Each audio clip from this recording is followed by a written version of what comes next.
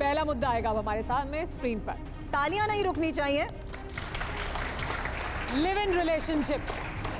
आशुतोष राणा सहमत है या असहमत है? मेरा कोई अनुभव नहीं है और मेरा अपना ये मानना है कि मेरे पिताजी समाज के लिए नहीं भाई, मैं अपने हिसाब से बोलूंगा। जी जी ठीक है।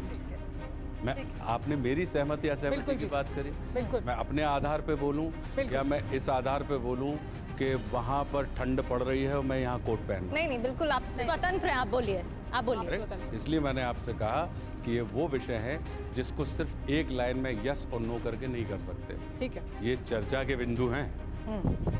तो लिव इन रिलेशनशिप की जो बात कर रहे हैं, मैंने अपने जीवन में ना मेरे माता पिता, ना मेरे भाई बहन और ना मेरा जीवन, मेरा अपना ये मानना है कि मैंने ये मेरा इस विषय पे कोई अनुभव नहीं है।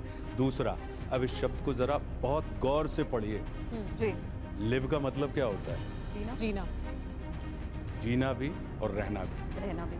करेक्ट। और रिलेशनशिप, रिश्ता निभाना। और इन मतलब साथ रह के। तो अगर हम विवाह करके भी जी और रह नहीं पा रहे हैं तो विचार उस पे भी होना चाहिए।